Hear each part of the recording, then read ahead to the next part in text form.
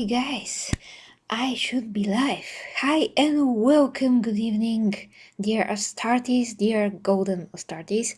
I am back, and I'm back with a live top 10 for you, and that is top 10, as you saw, times the Emperor was wrong according to what I currently know, and of course, according to my opinion thus far. So, you do not have to subscribe to it. It's just what I think at the moment, but this is live because that is how I like to do things, so I can discuss with you guys. So of course I'm gonna watch the chat as always and see what you think about each and every place in the top 10. But of course I'm gonna try to get out my thoughts out so to not interrupt whatever point I was trying to make. So guys, welcome to the stream, and welcome to everybody in the chat. So I see my dear Primarch Clayton is here. Hamanu, hi to you. Zerija, I know about Cyberpunk, yes. Nikita, hi to you. Zdravej. He, Twist and sorry, Bulgarian, English, a lot of languages, and of course, dear Avi and Logar. You are here. Yes, Deadly, you are here too. I'm siding with chaos? No. I am not. You see, the world is not black and white, and that is what we're going to discuss as well, because neither the emperor, neither the emperor. That's amazing. I have to write it down somewhere. The emperor is not the other end of the coin, he's not pure goodness. And well, chaos for me is well, for me it's evil, but I do recognize how it works to some other attributes or qualities, however you want to describe them, but of course they lead to the evil side again, so you're not going to discuss chaos, at least not on this stream. You're going to discuss top 10 times where the Emperor was wrong, because, yeah, I think that he was. Of course, that's a manner of debate, like I've said, so we're going to discuss. Okay guys, so this to not be 500 hours, I'm gonna start right away, and point by point, I mean place by placeholder, we're going to discuss why he is wrong, and you're gonna tell me why he is not, or he thought of something else and I didn't. I don't know. Everything is possible in Warhammer 40k, especially that I understand that some new chaos, not chaos, new books, Horus Heresy books, are gonna come out, and maybe they're going to bring some more light into some questions that I think that we all have, because there's a lot of unsaid, undescribed things, undescribed, if that is even a word. I mean, there's questions for sure in Warhammer 40k, things that do not make sense at all, and they're not explained well. So it's either one or the other, and all of that. So now, guys, we are starting here. I'm gonna close some windows to not intervene with you, I mean with the stream, with this whole thing, and I'm starting now. Yet it sounds heretical. Well, that's the problem. If you cannot criticize the emperor, then what we are doing here? I mean, he's obviously did so many things not right. Okay, starting, and maybe Ivy's gonna help me with the counting once again if I lose it, but I wrote it down. So number 10, and this is, once again, I don't know how many times I have to say it, but of course, guys, this is only my personal things that I've noticed. And yeah, you don't have to subscribe to that. It's just what I'm thinking at the moment. So last time I'm gonna disclose this, because every Warhammer fan has a totally different opinion sometimes, or a ton more on top of the other. We cannot escape that. So I have my own and those are it for now. So number 10, the Thunder Warriors. The fight where the Oriah, that priest with whom the emperor spoke about, but that fight, that massacre that the Thunder Warriors did to all of those people, the complete and total annihilation, the brutality and the killing, basically complete, like I've said, annihilation and massacring the people in that horrible manner. And it wasn't a battle, it was complete like massacring for no apparent reason. I mean, the emperor could have won this battle, could have bring the people to submission, and they were already into that state, but the warriors still massacred absolutely everyone that they could.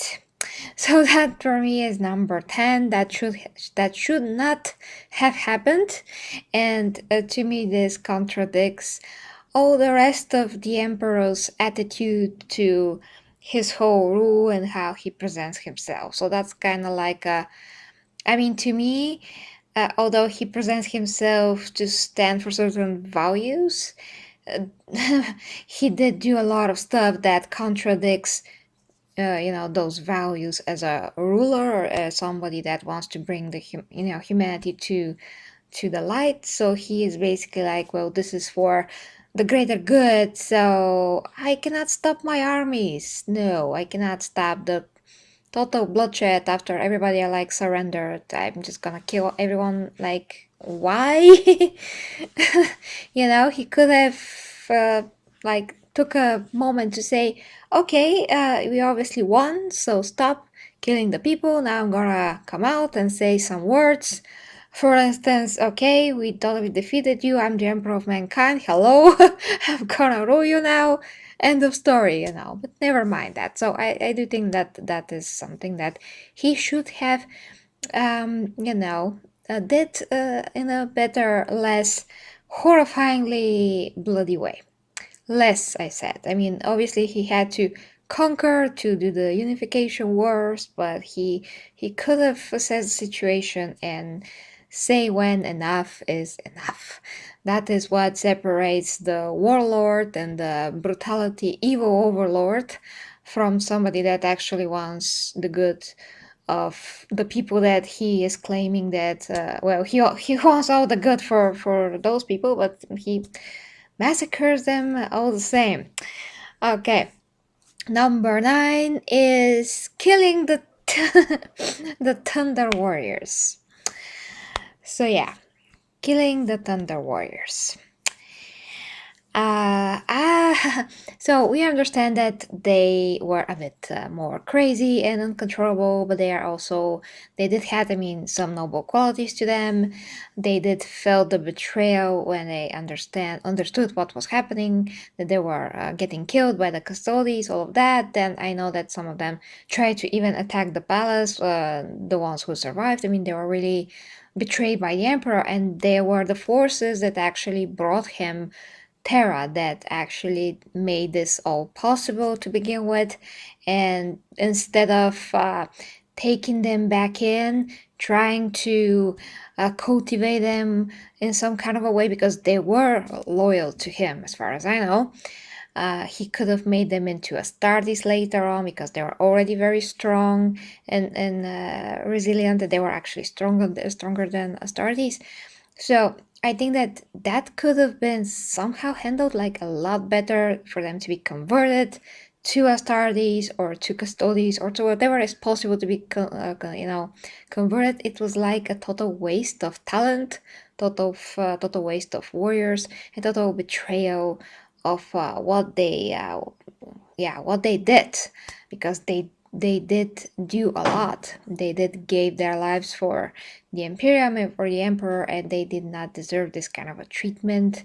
So I don't think that, although they were very unstable in a way, they did do a lot, and they did they did what they were meant for. So they are working, they are doing their job as an army. So I don't see why he would say like, okay, now let's massacring them because I'm gonna make another ones. Like, you could have like the Thunder Wars and the Astartes, or like I said, just upgrade them.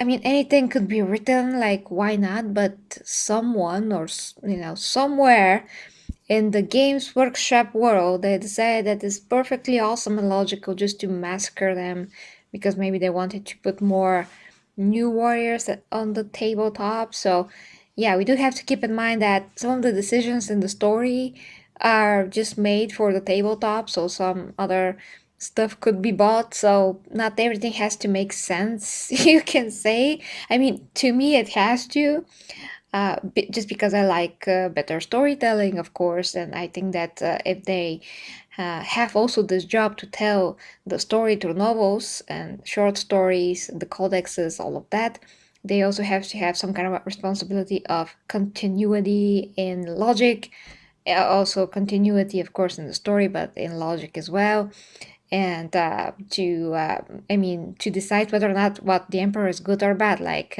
he is in the middle, okay, but why he would do this or that, we still need some kind of a reasoning behind it, but everything looks very unreasonable a lot of the times, and just instead of making more sense, it just makes less sense. Okay, so that's just my opinion. Like I said, I think that he could have kept them and transformed them into Astartes, or just, work on them, on their gene seed, whoever knows what. Anything is better than just killing them right off after all that they did, and after the fact that they actually brought Terra to the Emperor, and yeah, gave him the rule in a way. Okay, so number 8. Well, that's not kind of like in order of events, by the way. I just numbered them.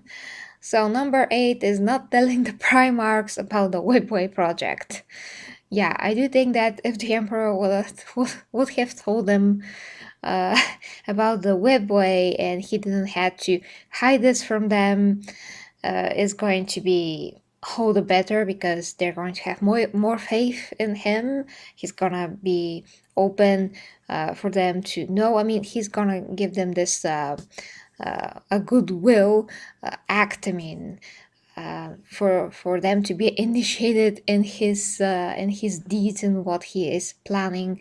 That way, they would have felt more connected to him. But of course, the initial problem of him not telling the Primarchs about the Webway is the fact that initially he didn't even taught them correctly about chaos.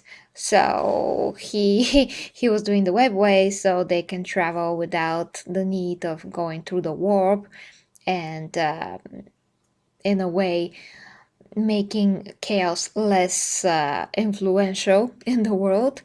But yeah, I mean, one wrong decision leads to another, so yeah, the other top something are kind of connected to this. But yeah, to me, not telling them about the Webway, of course, is not a good thing.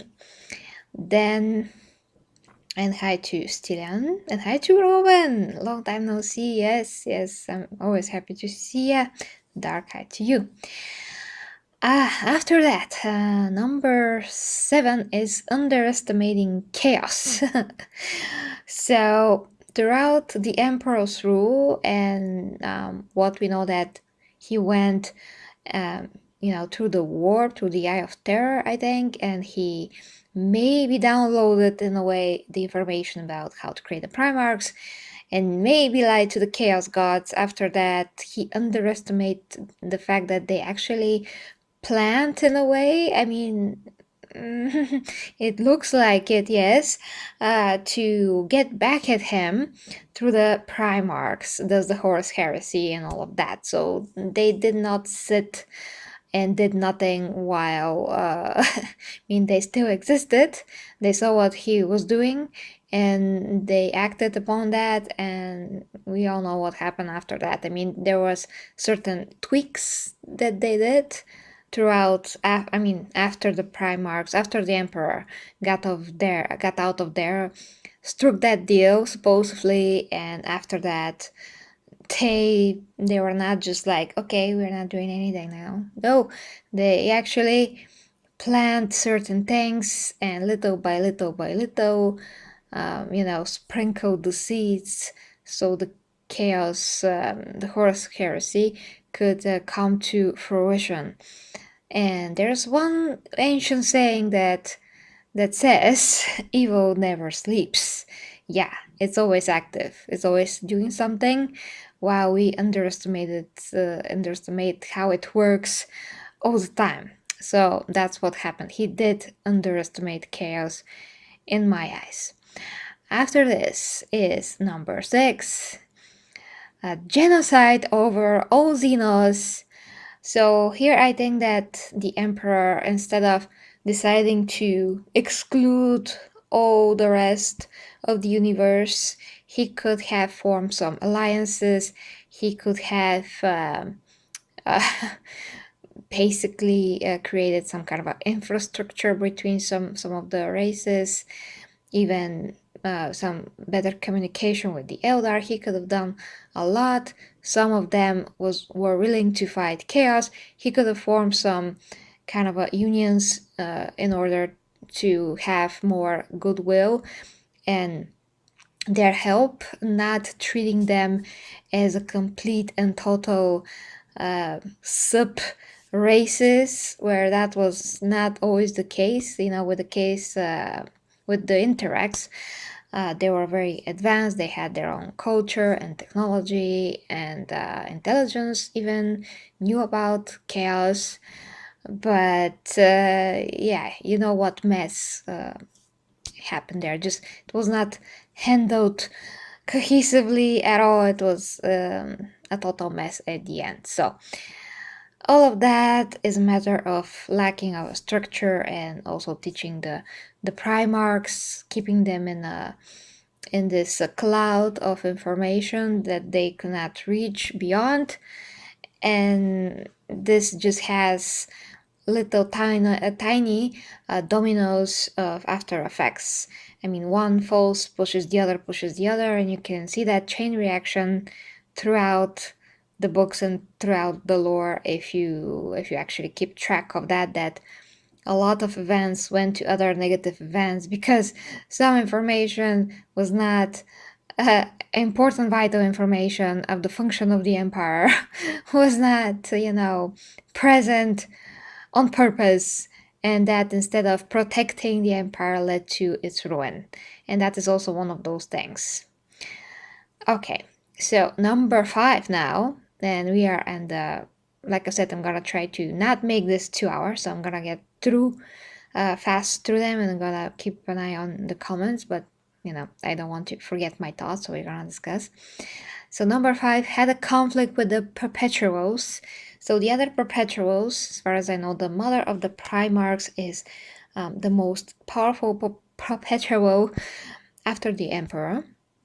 So he basically, with his attitude, ways of rule, and of thinking, he little by little destroyed his relationships with the other powerful individuals on Earth, which were the Perpetuals.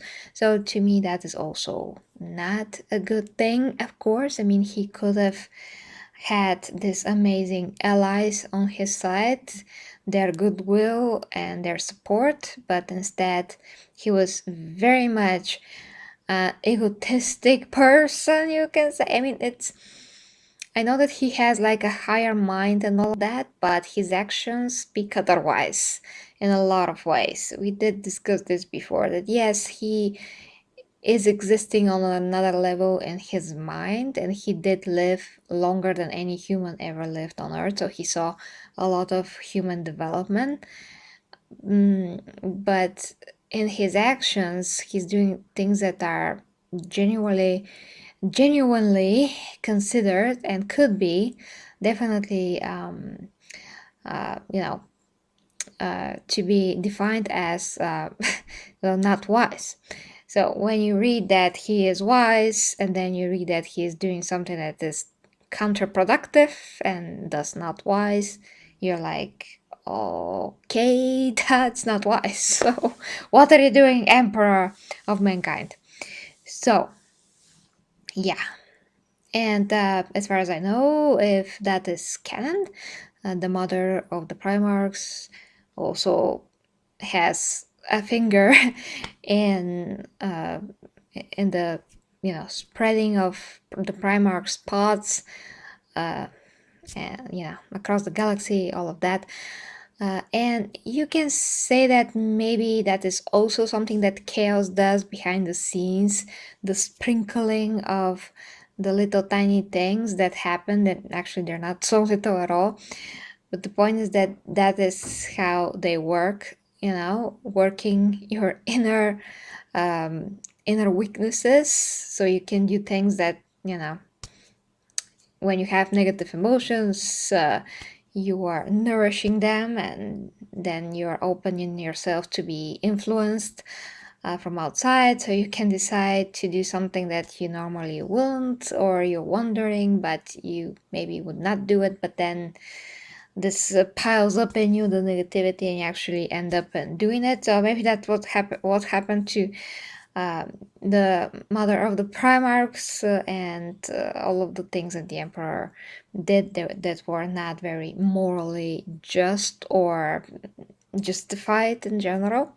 So that is food for thought, guys. That's food for thought.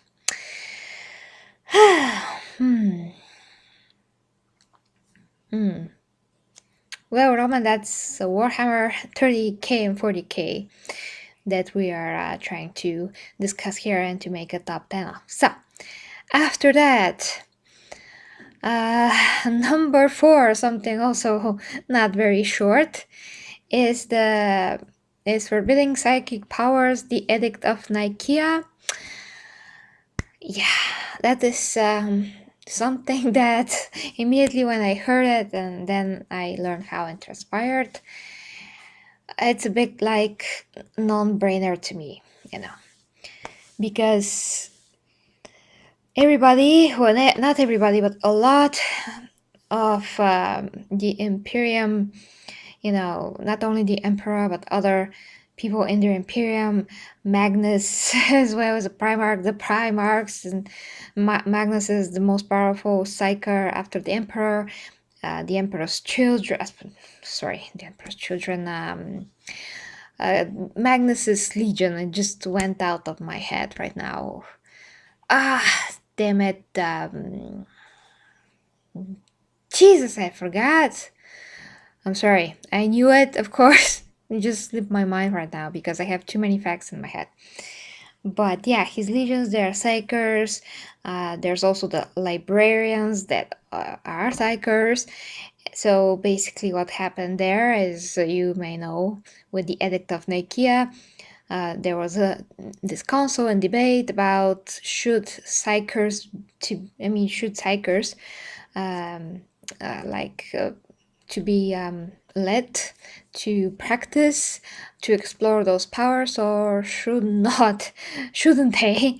And Magnus did some great speech about how if you forbid such a thing, you will be like, just an ignorant person, just like the old people of Earth, of Terra, how they thought that the Earth was flat and all that. And he, of course, is right. I mean, to be afraid of the unknown is just to be ignorant of the unknown. You have to learn it, teach it, so you can master it. If you run from it, if you hide from it, you can never actually master it. And we all know how powerful psychers can fight demons.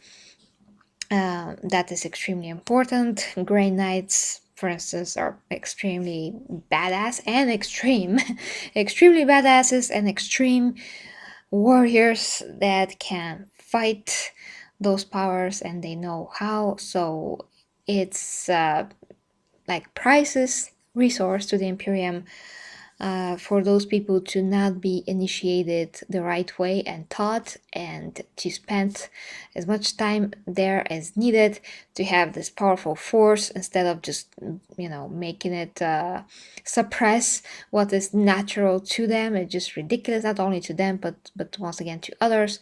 In the Imperium, you have the all the other people with other abilities, the ones that guide the ships, um, that are needed, the astropaths, all of that. So it was absolutely ridiculous for the emperor, being psyker himself, to be like, oh, none shall practice this from this moment on. And of course, Magnus didn't listen, and we know what did after that. And he went out of his way to break the psychic barrier of the emperor. So yeah, he destroyed the Webway project. That's another topic. But what the emperor did wrong as a topic here, this top 10, yes, I think that he should not have agreed and brought this to fruition. He should have, just leave everybody to do what they're supposed to be doing and explore and nourish that and develop it, and not suppress it and say, no, no, no. That is just counterproductive, extremely dumb. And yeah, you can call it a lot of things. So, 1,000 suns, thank you. 1,000 suns, absolutely. Thank you, Tiptoe. Welcome and thank you, Beta. Hi to you. Oh, I'm just doing the top 10, but we are like like after the middle, so you have to go back and watch the stream after if you like. Yeah, amazing speech indeed. I agree with that. Navigators, absolutely. Those two. I don't know why, but it's probably the hour. I had everything in my head and I'm just like starting to tray off, unfortunately. But I'm still here. So we have more to go, guys. More to go. Top three. Top three. Iron. Heresy. It's the reasonable. It's not heresy. It's like a constructive criticism of the emperor, but it's not heresy in the truth sense, because I don't want to remove the emperor. I actually want to revive him, but just make him see his mistakes that led to him being a skeleton on the golden throne. If he was so right, he would not be there today. Okay, so number 3. We are at the top 3, guys. So let's get this done. Didn't create system to educate humanity about chaos. No structure. That was what I wrote to myself. So yeah, basically, like I said in one of my previous streams, I think that the emperor, since he has risen to be the emperor of mankind and all of that, it is his duty to educate the whole humanity, to implement the necessary schools of spiritual teachings, and to, make all the people learn about what is chaos, what is the warp, how it functions, all of the elements starting from the very beginning, like for a first grade, even starting from the human soul, just to teach people of the spiritual side of things, going all the way to chaos. So so you or I or whoever it is, normal human beings, let's say if you are even normal human beings, but that's another topic, to be educated. So in that way, when you're aware, your mind is different, your mindset is different, your soul is growing as well. You're just elevating yourself to another level of consciousness and of awareness. So I think that would help a lot the whole humanity to not feed chaos so easy as they already did, by just being emotional instead of actually working on their character, on their individual growth. So the emperor could have created this infrastructure throughout the whole Terra, and then throughout the rest of humanity, planets, of all of those other worlds that he is in command of and conquers, to implement this way of educating the populace of what is happening, although some of those planets actually already knew, but still to add or to to make the education better in a way, to have the structure in place so he can apply that universally, sorry. And that way new psychers could be a lot more prepared and aware of what is happening to them when psychic powers emerge. And there are so many benefits to know rather than to not know about chaos and how the warp works and all of that. So that initially could have prepared humanity and could have made humanity a lot more intelligent. And just this awareness even is priceless that they were going to have, you know. So in their day-to-day lives, they would be more mindful of how they treat each other, how they think and act, so they will not feed chaos with negative thoughts, emotions, and actions, all of those negative things that, feed chaos directly, and so on. So that is something productive that could have been done instead of just leaving humanity in living in squalor and complete ignorance. That is just not how a good emperor that actually cares about elevating humanity and bringing humanity to prosperity views things. Instead of, he decided to invoke the imperial truth, which was the imperial lie, and of course everything went to totally the opposite of how he wanted it. He didn't want religion, but then he created it after all, so it all came back to bite him. So as I said, if he was right about his approach, none of this would have happened. If he would just prepare people and be open about it and had all these systems in place, because he had the power, he had the resources. Like, for goodness sakes, his whole imperial palace is like a continent. He has freaking resources to do this, to implement this. There's no countries anymore. They're just freaking Terra on Earth, and he is the sole, ruler. So for me, this is extremely unwise, irresponsible, and yeah, it's just like no brainer to me. But I don't know. It just, well, the writers didn't think about it. Okay. Yeah, that's what happened there. Number 2, didn't put any measures into place to protect the Primarch pots.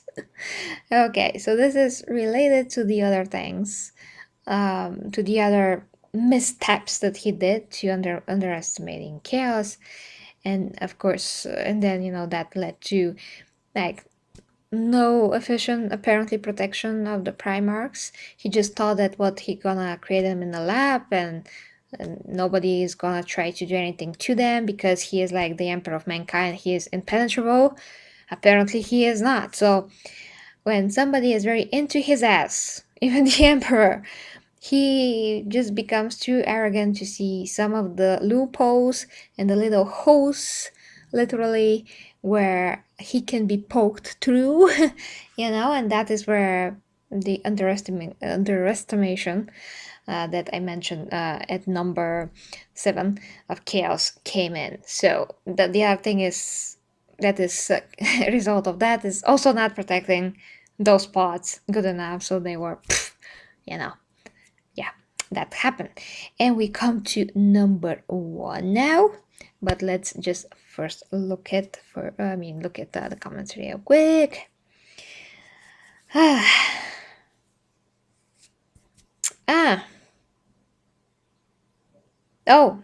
Astartes, the trailer that I covered, was my first exposure of 40k. So before Astartes, I didn't know anything. Yeah, that's the true fact. I started from Astartes. They so inspired me. I can't even tell you how much. So, well, I don't know what protection there was. Of course, there was some protection. There were some guards, but it was not sufficient for the powers that the emperor is up against. That's why I'm saying that it's all due to his underestimation of chaos. So number one, and once again, this is not exactly by its importance per se, just how I, made them. So number 1, let's clear that out before we comment on anything. Didn't prepare the Primarchs for their roles. So that includes not telling them about chaos, not personally treating them as his sons and generals in that way that he should. And what do I mean about that? Okay, he did the mistake of losing the Primarchs because chaos, because reasons, because measures were not enough to protect them from chaos. Okay, but then when he actually got the Primarchs, he didn't spend enough time with them to get to know each and every one. He didn't invest in them. When you have something like a very priceless person or commodity or whatever it is, you have to spend some time with it, so you can make sure that that thing that you're investing your time in is gonna produce some good fruits. Now, in this case, they're living freaking beings, and he created them for a purpose, so they should be his priority because they are the ones that are going to conquer the rest of the universe instead of the emperor. They're the ones that are going to do the emperor's work. They're the ones that are gonna represent the emperor.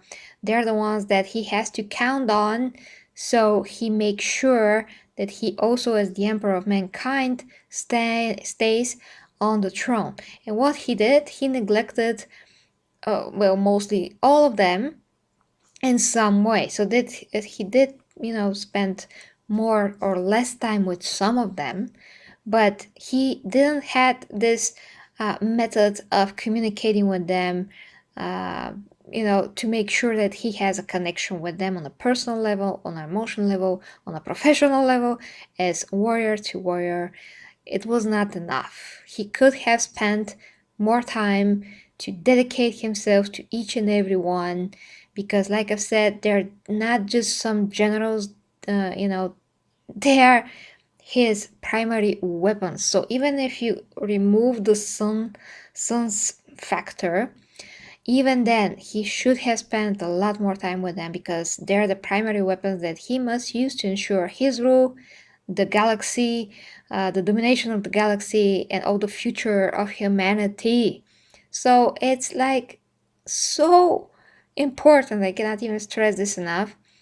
And besides, if something to happen to him, he has to know that he can count on them as well, and that each and every one of them is taught to use their individual abilities to perfection, to know how to express their positive strengths and to fight against their weaknesses, just to make from those charcoal charcoal Primarchs a diamond, to flesh all the best from them out and to use that so it could benefit him and the imperium in the best way. So even if you think about it in a selfish way, he didn't actually do much of anything. He didn't move a finger that much and didn't invest in them. So they were an investment that he should have, he just should have did his best to teach them. So, but the son father dynamic, that is very important as well. Yeah, I mean that if you add that, it's just going to be a lot better, because then you have this connection. They're emotional creatures, as you know. The Primarchs could be very immature, very quick to judgment, very quick to forget all that they knew about the Emperor Horus, and just to listen to someone else and just jump against their father. So they're emotional. They act on emotion easily. And what he should have done is to get to know them, get to know their strengths, weaknesses, work with them to iron those out, to make of each of them the best warrior that they could be. And as you know, every one of the Primarchs had some kind of a strength to them and weakness to them, so he could have worked towards the betterment of each and every one, and getting rid of the minuses, so to speak. So if they had better connection, more time together, if they worked on their weaknesses, if they were opened to each other, none of the heresy would have happened, because they would have known everything about chaos, about warp, about the emperor, about his powers, about everything, and things will be much different. Like, for sure things will be much different, but the emperor just didn't give just was careless. I mean, what I see from the Emperor is literally to be careless when you have such gems in your arms, basically, and you treat them like they're a afterthought in a lot of ways. And but then you say, "Oh, my son, oh, your son, whoever that is, he doesn't really know you that well, okay?" They just had this vision that the emperor told them that he has about the imperium, and some of them took that to heart, like Rogoldorn. He took that so much too hard. I mean, he's great. He's such a serious guy, but they are all different. So he should have had this approach, father to son, to appreciate their differences and to work with them so they can once again grow within their differences and become the best version of themselves, whatever that means for each and every Primarch. So he would make them fortified mentally, spiritually, even, because he will also work with them on the spiritual level with the psychic powers.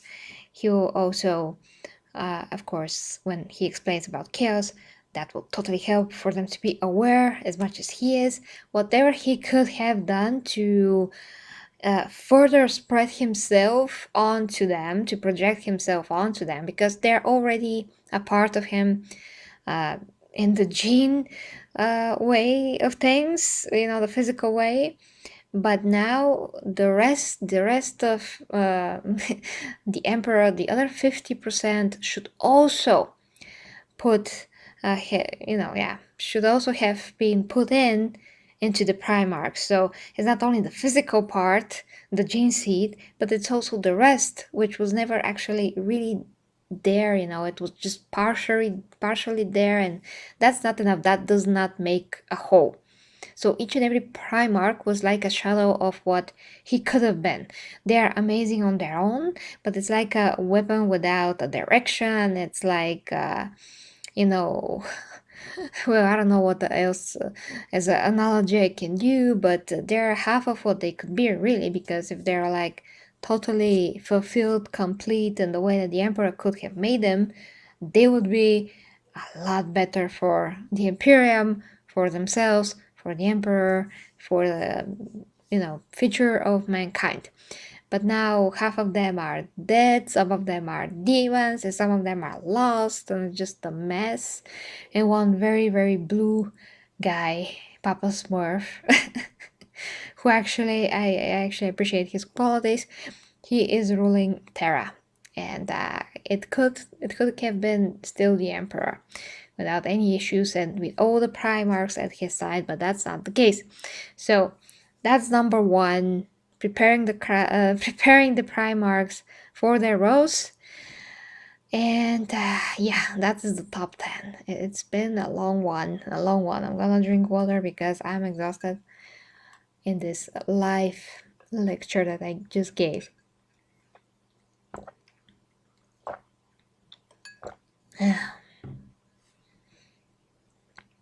That's not that's I mean, tiptoe. That's interesting, actually. Yeah, it makes sense. The less time with the emperor, the less connection you have with him, more you're likely to betray him. With not always, but if it's how it happened, yeah, just one thing that adds to the fire. One more loose ends, guys. All of those 10 things that I've mentioned, they are loose ends that should have been taken care of and not be treated as an afterthought.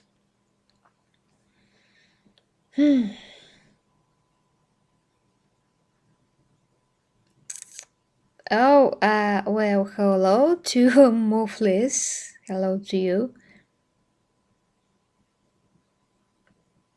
Robot Gilliman. Robot Gilliman. I want to read a conversation between Tribute, Gilliman, and Rogoldorn to see how that sounds. I hope that it's somewhere in the books and I just haven't found it yet.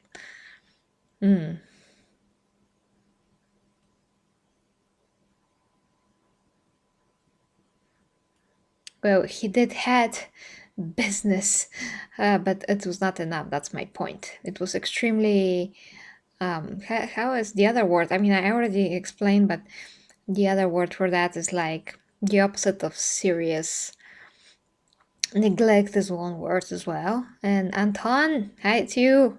I'm already done with the top 10, but still welcome. You can go back and watch the top 10 whenever you like. Beta.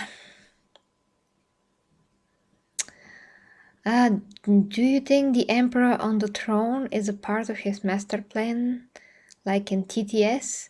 That's another topic, Beta. That is another topic. I don't know, honestly. If they decide to resurrect the Emperor, that would mean that, surely there may be something there, but you can't really say. I mean, everything is a bit chaotic, pun not intended, in Warhammer 40k, and as you can see, a lot of things are loose ends. So, if they decide to make him, to make the Emperor, uh, being there on purpose, they have to explain a lot of things then. Why, how, the connections, to go back, to have flashbacks, what happened here and there, oh, this was a plan, and this was a plan, this was a plan, which, if they can connect things, gonna be genius, if they can actually explain it in the ways that it makes sense, if there's something that creates such a dynamic between him and Chaos, where basically he is playing them all along. If that is the case, I'm gonna be, I mean, super thrilled and excited, and just it's gonna be a treat for me to read that. So I'm not against that totally. I just want to see a story that has some kind of a logic and cohesion to it, and stuff to make sense, because you cannot hold somebody in this highest esteem, like the Emperor, but then see how many errors he actually did that completely contradict the nature of his being and the way that he is presented. And same goes for the Primarchs and how they're described to have this immense processing power of information, but then they made rush decisions, and it's against what they just stood for. So this is, it's inconsistent, and you try to make excuses for it, but you cannot have someone that has wisdom, and then to have someone that acts as a child and say, yeah, that's very high level, like above human. Yeah, like actually no, like a lot of humans will do this, and not even the higher level humans that are more intelligent with higher morals and real wisdom will not do anything like this. The lower humans from the lower part of humanity would do such a thing. So it kind of starts to question everything, and to, it's like saying, well, the sky is blue, and then you look at it and it's all gray because it's gonna rain, and you're like, okay, but it's not blue, it's like gray at the moment. But the other person is like, no, no, no, it's blue at the moment. And you're like, no, no, it's actually gonna rain, it's very dark and, cloudy. Maybe behind the clouds is blue, but that's not the point. you know if behind the clouds is blue, then there's a inner wisdom there that's not used. It's gonna make it even more complicated, and then you're really gonna question what is actually making sense, what's not. So there's that. Yeah, so much can happen. Or was it? Yeah, or was it? Exactly. So guys, I don't want to make this $500. Like I said, I'm gonna read your last comments, and then I'm gonna say a very good night to you guys. That was top 10 that I really wanted to get out of me, and the next should be with the Astartes Legions, but I do have to, like I've said, still work on that and research them.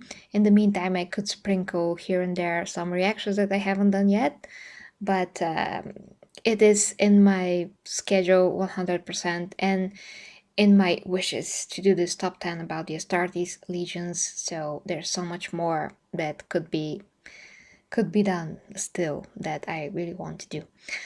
Okay.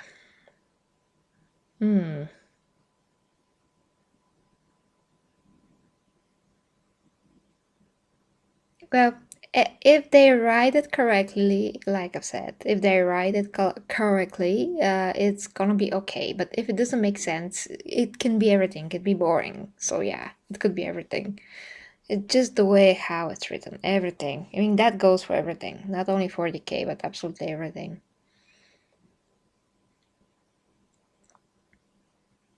Yes, thank you for this reminder, dear Ivy. So, guys, let me know what you think in the comments. As always, thank you very much. Hope you enjoyed. For those of you that caught the top 10 late, please go back and watch it from the beginning. It's very interesting points and spots in these in that top 10, so I hope that you can enjoy that.